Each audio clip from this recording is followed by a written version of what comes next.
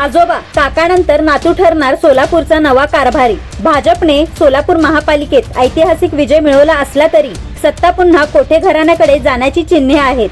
देवेंद्र कोठे शहराच्या राजकारणातील प्रमुख केंद्रबिंदू ठरण्याची शक्यता आहे। सोलापूर महापालिकेवर मागील 5 वर्षांची सत्ता सोडता कायम काँग्रेसचे एक हाती वर्चस्व राहिलेले आहे। काँग्रेसची महापालिकेतील सर्व सूत्रे ही कोठे घराण्याकडे असायची। या निवडणुकीत भाजपने ऐतिहासिक विजय मिळवला असला तरी पालिकेच्या चाव्या पुन्हा कोठे घराण्याकडेच राहण्याची चिन्हे आहेत। आजोबा काकानंतर आता आमदार देवेंद्र कोठे यांचा शब्द महापालिकेत प्रमाण राहण्याची शक्यता असून भाजप हायकमांडचा त्यांना असलेला आशीर्वाद पाहता ते शहराचे नवे कारभारी ठरू शकतात। तसेच महापालिकेचे सत्ता केंद्र पुन्हा एकदा राधाश्री मध्ये असणार हे उघड आहे। महापालिकेच्या 102 जागांपैकी भारतीय जनता पक्षाने आतापर्यंतची उच्चांकी कामगिरी नोंदवत 87 जागा जिंकल्या आहेत। यामध्ये पालकमंत्री जयकुमार गोरे, आमदार विजयकुमार देशमुख, आमदार सचिन कल्याण शेट्टी, आमदार देवेंद्र कोठे आणि मनीष देशमुख यांची रणनीती महत्त्वाची मानली जाते।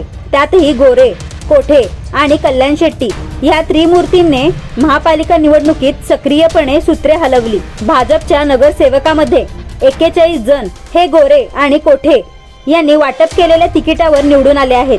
त्यातही तब्बल 17 नगरसेवक हे पद्मशाली समाजाचे आहेत। भाजपमध्ये निवडून आलेल्या नगरसेवकामध्ये कोठे समर्थकांची संख्या मोठी आहे। त्यामुळे महापालिकेच्या कारभारात आमदार कोठे यांची भूमिका महत्त्वाची राहणार आहे।